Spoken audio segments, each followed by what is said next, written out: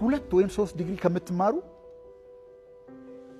በየቀኑ ሳያቋርጥ ለአንድ ዓመት ከ3 ሰዓት ተኩል እስከ 4 ሰዓት የሆነ ነገር እያደረጋችሁ ያንን ህልም ያለቀውን ህልም እያያችሁ ብትተኙ አይ አሹር ዩ እዚህ ዓለም ላይ ተአምር የሚባል ነገር ሊሰሩ የምትችሉ በዛ መንገድ ብቻ። ይሄ ነገር ገብቷቸዋል። በነገራችን ላይ እነ ማይክል ጆርዳን እነ ታይገር ውድስ እነ ኡዚያን ቦልት ይጠቀሙበታል። አክቹአሊ ይሄ ቪዥዋል ሞተር ሪሄርሳል ይባላል። ይሄን ቴክኒክ ይጠቀሙበታል።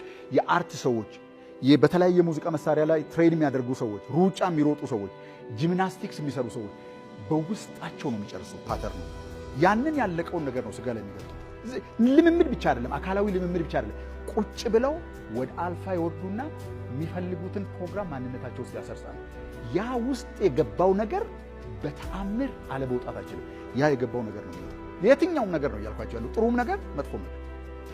ይሄ ነገር የገባቸው ሰዎች ተአምር የሚሰሩት ተኝተው ነው። ተነስተዋል። ሲነሱ ያን ሰው ሆኖ ነው የሚነሱ።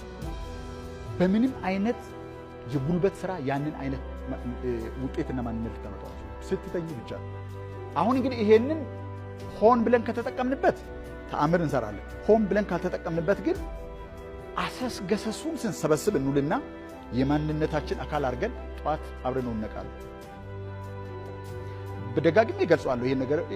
ቅዱሳት መጽሐፍት አንብቡ። ምን ይላል መሰለህ? ለምሳሌ መጽሐፍ ቅዱስ ላይ እኔ የማውቀው ነገር በቁጣህ ላይ ፀሐይ አትጥለቅ ይላል። ፀሐይ አትጥለቅ የተባለበት ምክንያት አለ። ይዘኸው አተኛ። ይዘው ከተኛስ የተናደድክበት ነገር ነገ በደንብ ጎልቶና ጡንቻ አውጥቶ ይጠብቃል። you are making it up። ማታ የምታደርጉት የትኛውም ነገር becomes you። እየፈራችሁ ተኙ፣ ነገ ከዛሬ በላይ ትፈራላችሁ።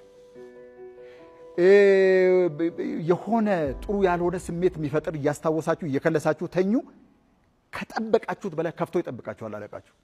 that's what we do all day long።